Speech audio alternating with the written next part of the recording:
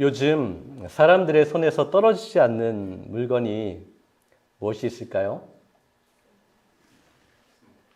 예, 정확하십니다. 핸드폰, 스마트폰을 요즘 사람들은 손에서 놓지 못하고 있어요.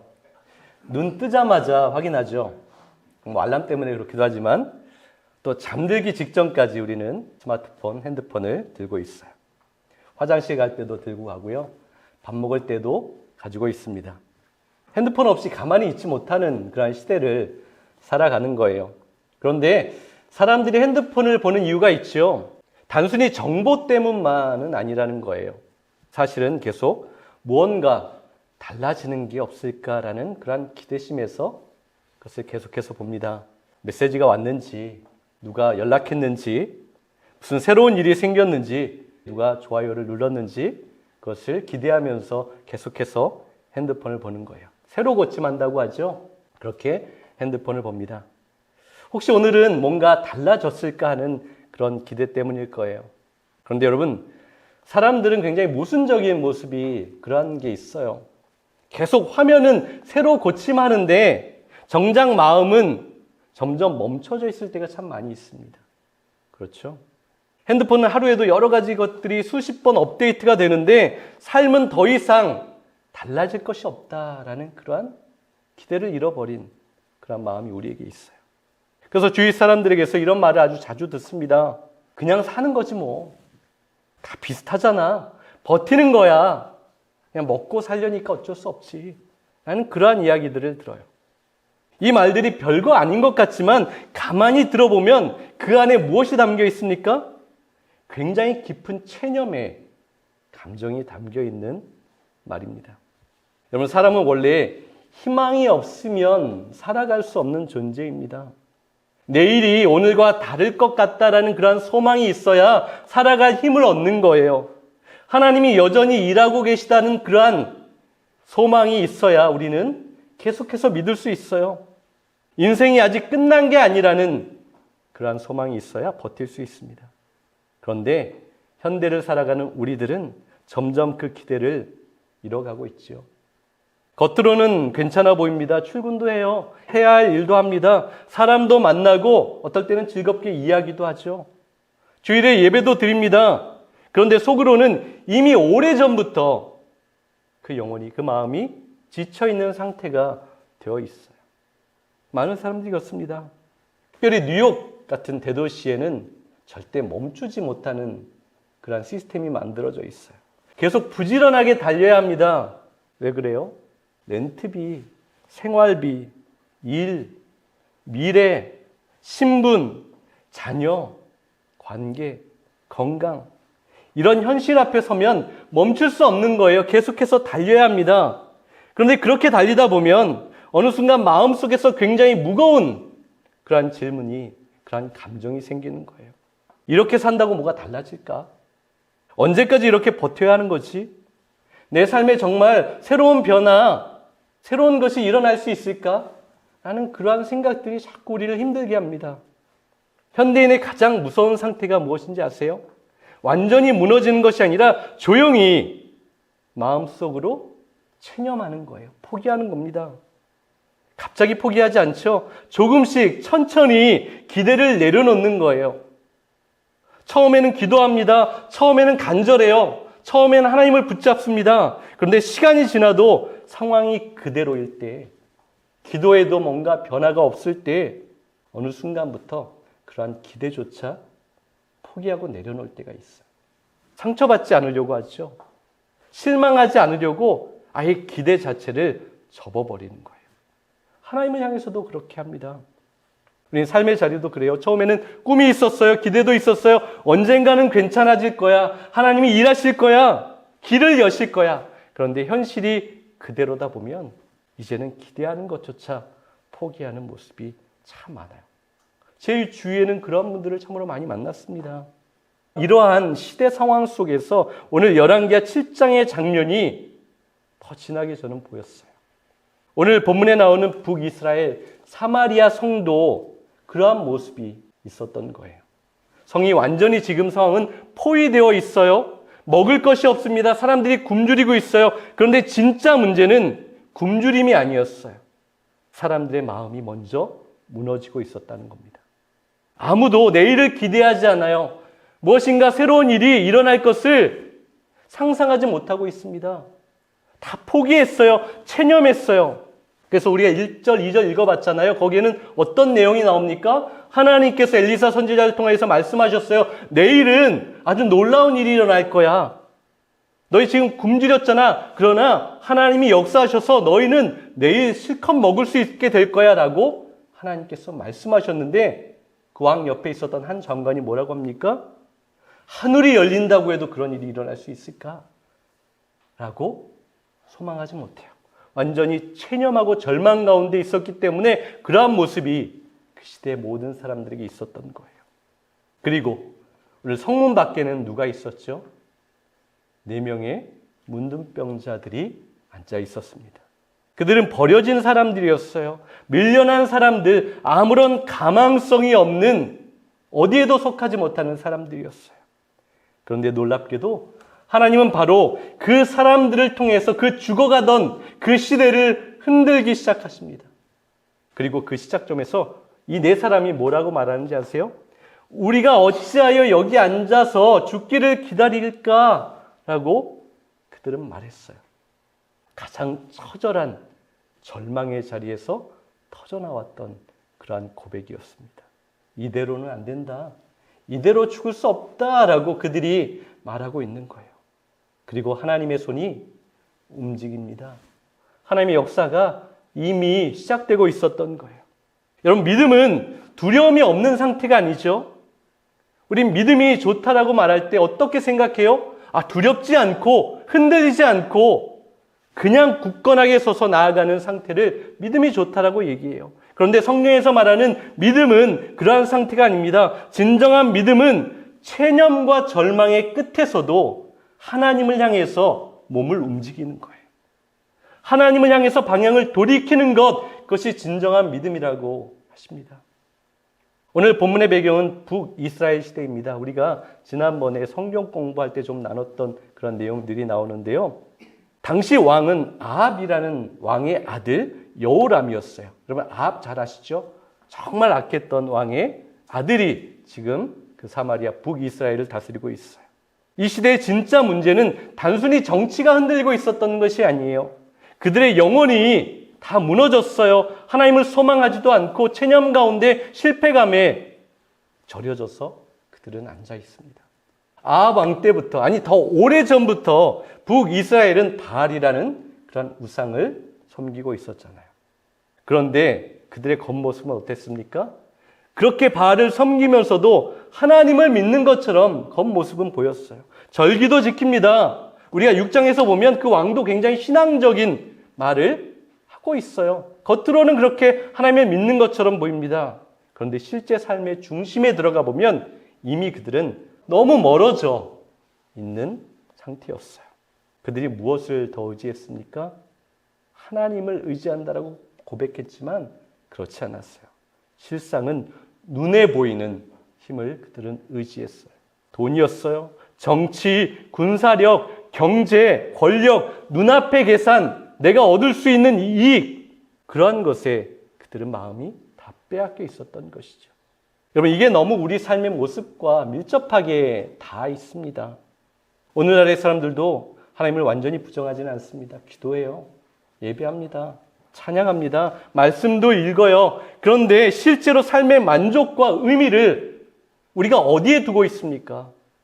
통장의 잔고, 직장, 성과, 관계, 능력, 사람들의 반응, 거기에 우리의 마음이 더 쏠려 있지는 않습니까? 겉으로는 신앙이 있어 보이는데 그 영혼의 중심은 조금씩 다른 데로 보이지 않게 움직여가고 있다는 거예요. 여러분, 성경은 계속해서 우리에게 보여주고 있어요. 경고하고 있습니다. 하나님을 떠난 나라, 하나님을 떠난 개인은 겉은 화려해 보일지는 몰라요. 뭔가 잘 되고 있을지는 모릅니다. 그러나 결국 안쪽부터 조금씩 무너져서 그 결과는 좋지 않다는 것을 말씀합니다. 오늘 본문의 내용을 보면 시리아, 아람이라고 나왔는데 시리아라고 하면 좀 더 이해가 쉬울 것 같아요. 시리아가 북이스라엘 사마리아를 공격합니다. 그런데 그들의 공격 방식이 단순한 군사작전을 버리는 것이 아니라 굉장히 잔인한 방식으로 공격해 왔어요. 6장 24절 한번 보세요. 시리아 왕 베나닷이 전군을 이끌고 사마리아로 와서 포위하였다. 포위하다, 에워싸다 이 단어를 원문에서 살펴보면 이러한 부분이 강조되고 있어요. 단순히 그냥 둘러싸고 있다라는 것이 아니라 조인다, 압박한다, 숨통을 막는다, 질식시킨다. 그러한 뜻을 포함하고 있어요. 그러니까 지금 사마리아는 거기에 사는 사람들은 점점 그 숨통이 조여져 오고 있는 거예요. 그들의 방법이 이렇게 말려 죽인다라고 표현하잖아요. 그렇게 하고 있습니다. 그런데 여러분, 우리가 현실을 살아가는 우리들도 뭐 이런 동일한 내용은 아니겠지만 이러한 경험들을 할 때가 참 많이 있어요. 조금씩 우리를 압박해오는 것들이 현실의 삶 속에 참 많이 있어요. 경제적 압박이 우리를 힘들게 합니다. 미래에 대한 불안이 있어요. 관계하면서 겪는 스트레스가 있습니다. 끊임없이 누군가 비교돼요. 성과를 내야 하는 경쟁이 있고요. 외롭습니다. 뭔가 확실하지 않아서 우리는 굉장히 두려워해요. 이 모든 것들이 가만히 보면 우리를 조여올 때가 많아요. 답답해서 숨쉬기 힘들다라는 그런 말이 나오게 만듭니다. 우리의 마음이 계속 조여지는 거예요. 그래서 현대인은 쉬어도 제대로 쉰 것 같지 않다라고 말하잖아요. 잠을 아무리 자도 계속 피곤하다고 느끼고 말합니다. 웃고는 있는데 마음은 유쾌하지 않을 때가 참 많이 있어요. 왜냐하면 우리는 오랫동안 압박감, 조여짐에 그렇게 있었기 때문에 그러한 경험들을 하는 거예요. 6장 25절을 보세요. 그들이 포위망을 조금 더 늦추지 않자 사마리아 성 사람들은 마침내 모두들 굶어 죽을 지경이 되었다. 그래서 나귀머리 하나가 은 80세겔로 거래되고 비둘기똥 4분의 1갑이 은 5세겔로 거래되었다. 상상하기 어려운 환경이 벌어졌습니다. 은 80세겔에 나귀 머리가 판매되고 은세겔 5개에 비둘기똥 4분의 1갑이라는 것이 판매되고 있었다라고 기록하고 있어요. 여러분, 은 80세겔이면 어느 정도의 값어치가 되는지 제가 좀 설명을 드릴게요. 한 세겔은 11g 정도 되고 0.4온스 정도 되는 무게인 거예요. 그리고 이 한 세겔은 노동자가 4일 정도 일하면 받는 그러한 금액이었어요. 그러니까 평범한 노동자가 1년 정도 일해야 받을 수 있는 것으로 나귀 머리를 하나 사는 거예요.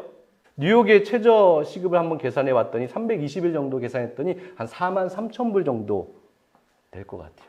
어마어마한 돈이죠. 그거 하나로 뭘 사요? 나귀 머리 하나를 살 수밖에 없는 그러한 상황이 벌어졌어요.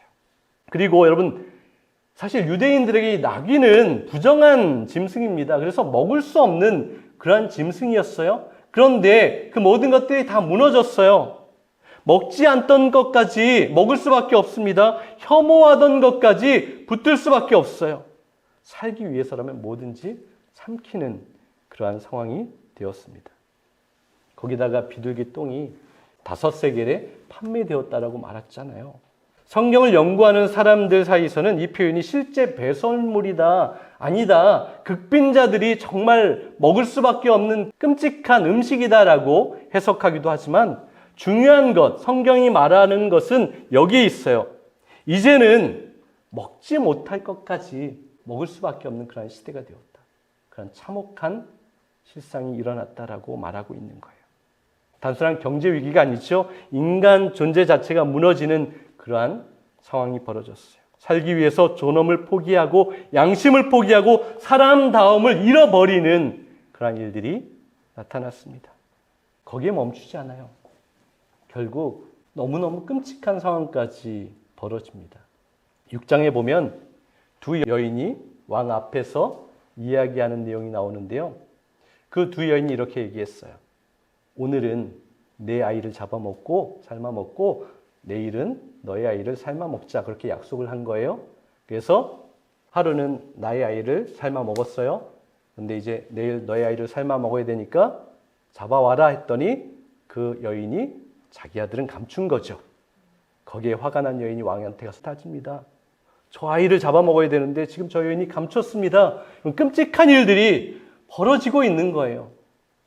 여러분, 왜 성경은 이러한 참혹한 상황을 감추지 않았을까요? 다 기록하고 있을까요? 왜냐하면 죄와 두려움은 결국 인간성을 완전히 파괴한다라는 것을 우리에게 보여주고 있는 거예요. 하나님을 떠난 인간은 처음에는 자유로워 보입니다. 강해 보입니다. 원하는 대로 살아가는 것처럼 보여요. 그런데 시간이 지나면 죄는 사람 안의 사랑을 말라 비틀어지게 만듭니다. 그리고 두려움은 사람 안에 있는 인간다움을 다 무너뜨리는 거예요.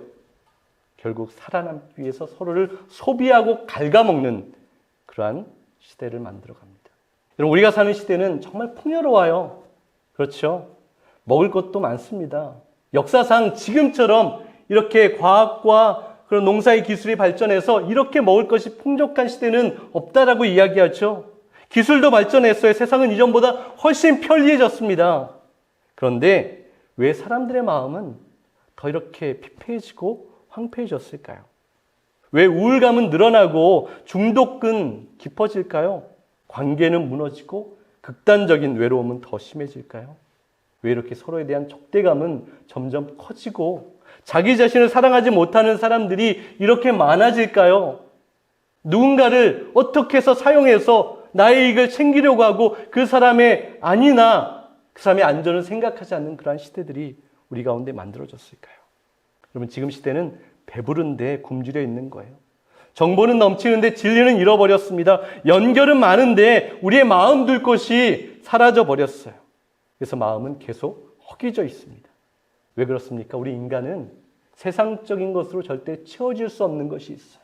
오직 하나님께만 채워질 수 있는 영적인 양식이 있다는 것을 우리에게 말씀하는 거예요. 그래서 아모스 8장 11절이 오늘 시대를 향한 예언의 말씀처럼 들립니다. 양식이 없어 굶주리거나 물이 없어 갈증을 느끼는 기근이 아니라 여호와의 말씀을 듣지 못해 굶주리고 목마르는 기근이다라고 말씀하고 있어요. 여러분, 진짜 기근은 빵이 없어서 경험하는 기근이 아니라 하나님의 말씀이 사라진 기근이라고 하십니다. 우리의 마음이 하나님을 잃어버리면 아무리 많이 가져도 우리는 영적인 배고픔, 그 아픔을 가지고 살아갈 수밖에 없는 거예요. 이 허기는 세상의 수많은 것들 그 무엇으로도 채워질 수 없는 거예요. 하나님 앞에 가까이 가면 해결되는 거예요. 하나님의 말씀 앞에 겸손히 무릎 꿇을 때 해결되는 허기라고 말씀하는 거예요. 그리고 오늘 본문에서 하나님의 비춰지는 조명이 따라가는 인물들이 나옵니다. 그런데 이상해요. 이 조명을 받을 만한 그러한 사람들이 아니거든요. 7장 3절을 보세요. 그 무렵에 나병 환자 4사람이 성문 어귀에 있었는데 그들이 있었던 장소를 보세요. 문턱이었어요. 경계였습니다. 사이 공간에 끼어 있는 사람들이었어요. 여러분들 아시는 것처럼 나병 환자는 그 시대에도 그렇고 예수님 시대에도 마찬가지였지만 사회에서 부정적인 존재로 여겨졌습니다. 그래서 성 안에 들어가서 할 수가 없어요. 쫓겨나서 그 사람들끼리 모여서 그냥 죽든지 살든지 그렇게 살아가라고 했던 사람들이었어요. 단순한 병이 아니었습니다. 사회적으로, 관계적으로, 존재적으로도 밀려난 그러한 사람들이었어요. 우리가 살아가는 자리에도 이러한 밀려남의 그러한 경험들을 하고 있습니다. 회사 안에 있는데 마음이 혼자일 때가 있어요. 가정 안에 있는데도 깊은 외로움이 있습니다. 교회 안에 있어도 누군가의 관심 밖에 있을 때가 있어요. 겉으로는 함께 살아가는데 왠지 나는 밖에 있는 존재 같은 경험을 할 때가 참 많이 있어요. 그래서 우리는 자주 나는 별 의미 없다라는 그러한 감정에 휩싸일 때가 있어요. 나는 무가치하다는 그러한 생각 때문에 내 자신을 힘들게 할 때가 참 많이 있잖아요. 여러분, 그런데 놀라운 것은 하나님 바로 그 자리에서 하나님의 놀라운 일을 시작하고 계신다는 거예요. 성 안에 왕도 아니었습니다. 그렇죠?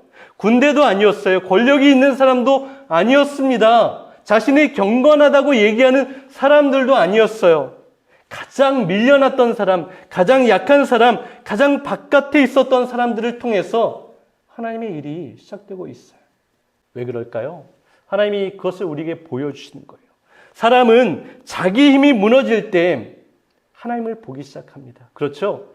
내가 강할 때, 내가 모든 것 할 때, 내 힘이 충분할 때 우리는 하나님을 잘 바라보지 않아요. 의지하지 않습니다. 내 계산이 통할 때는 하나님의 능력을 붙잡지 않아요.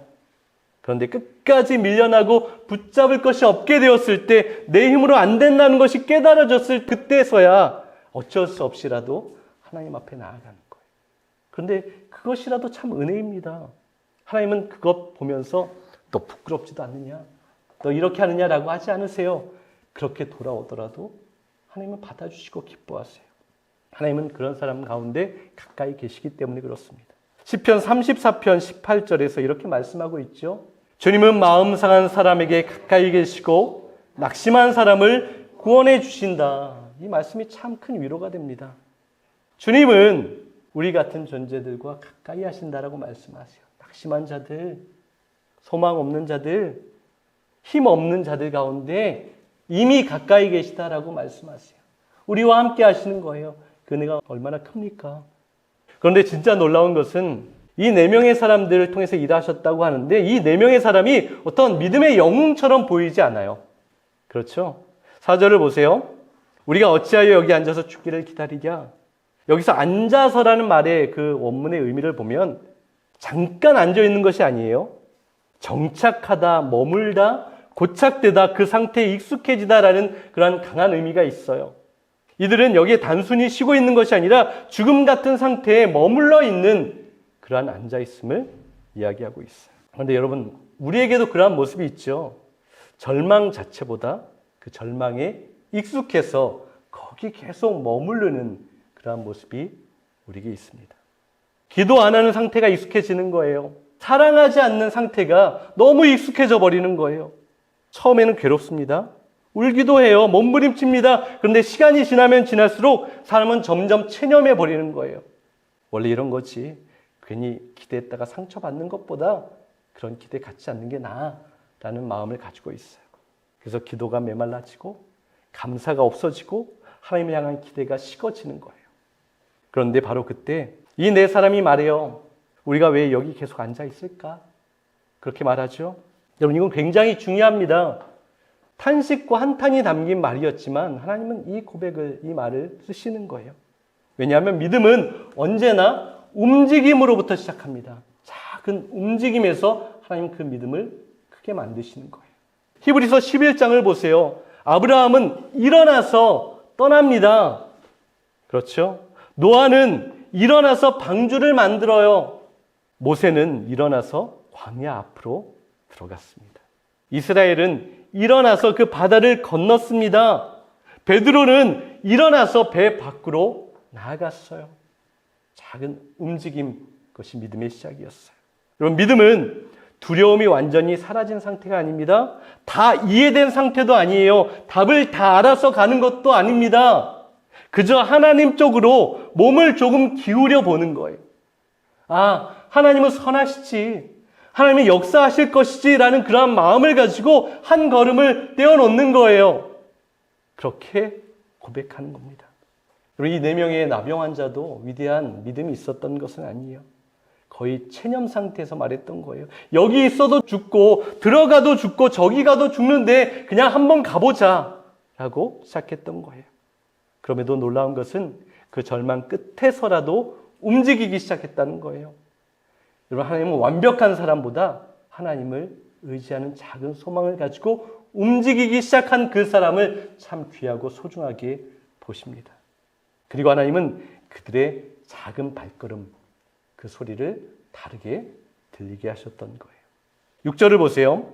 주께서 시리아 군에게 대군이 쳐들어오는 소리를, 병거대가 밀려오고 기마대가 달려오는 소리를 들려주셨던 것이다.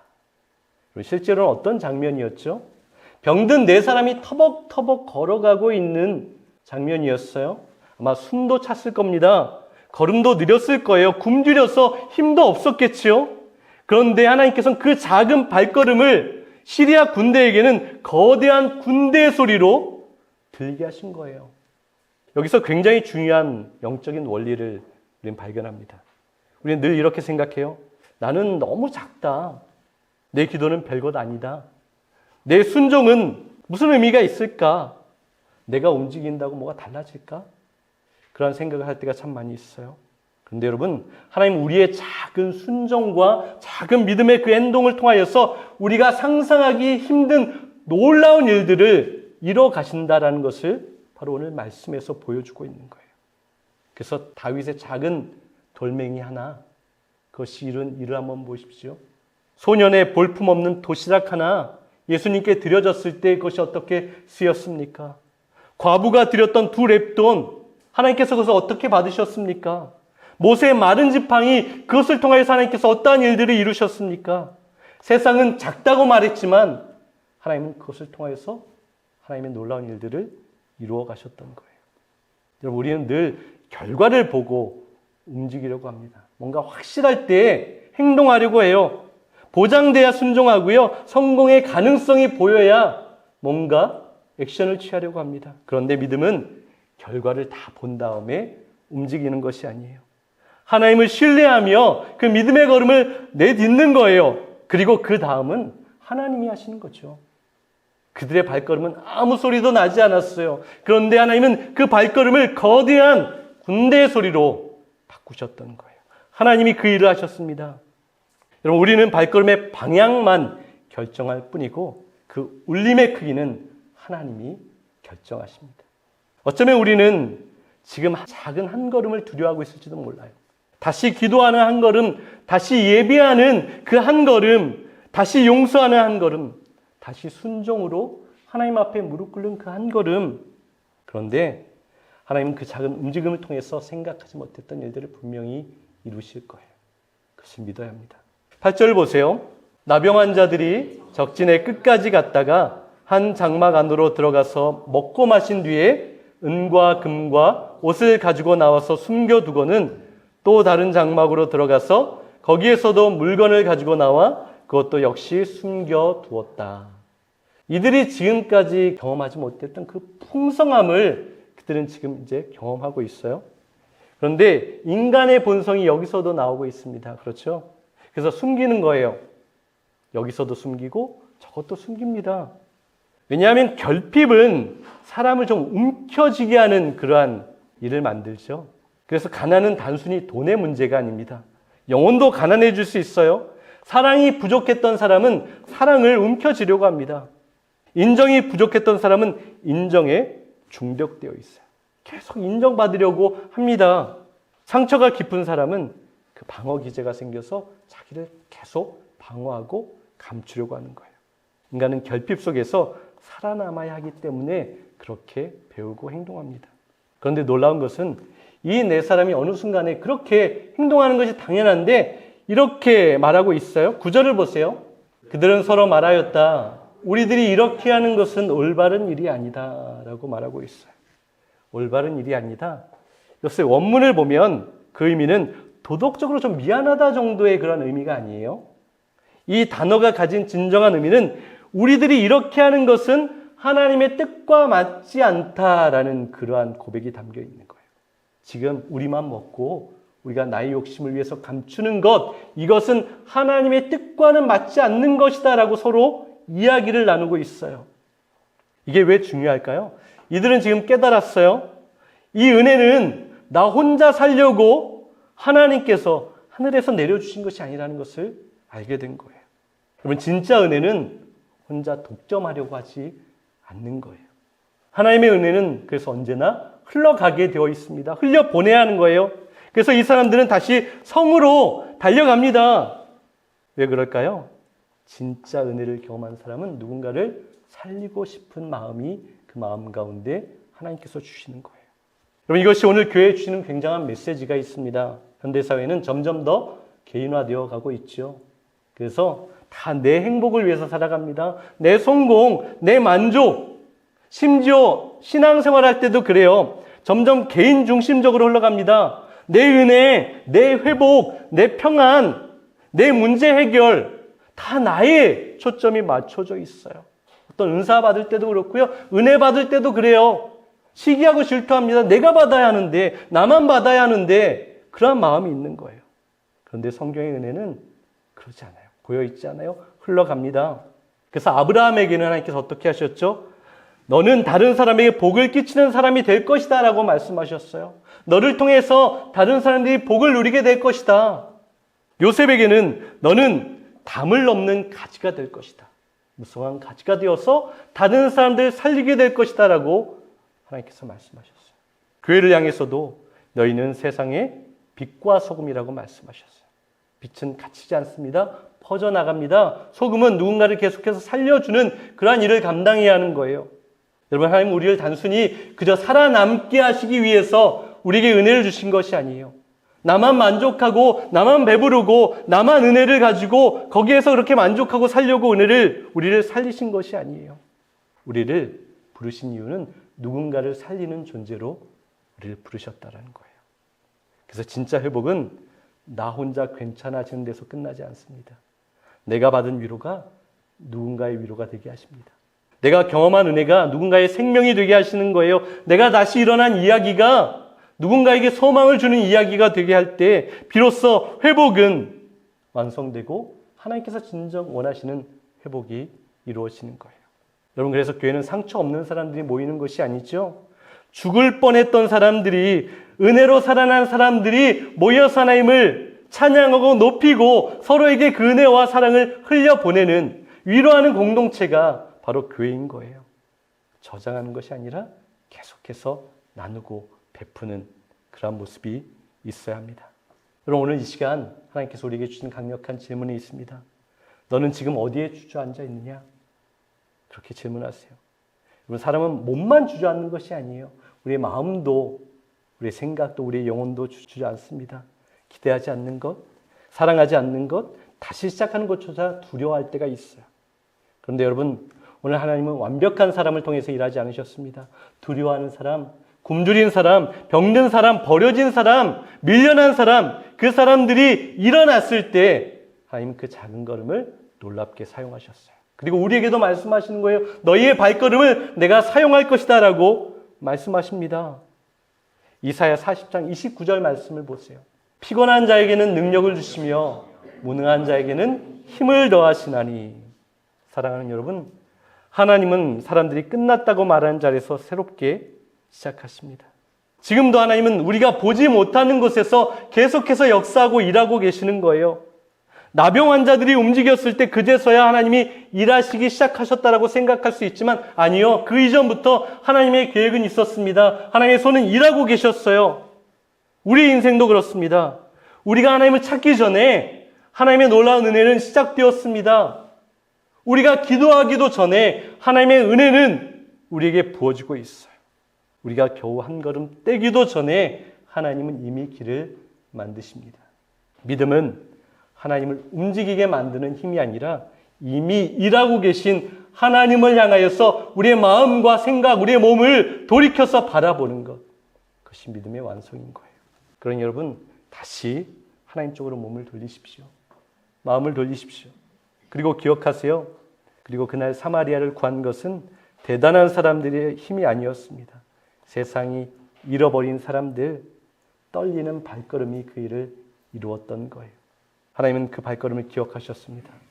오늘 하나님은 멈춰버린 사람들을 누군가를 통해서 새롭게 살고 계십니다. 그렇다면 그 은혜의 길 위에서 저와 여러분의 그 발자국도 아름답게 찍힐 수 있기를 간절히 소망합니다.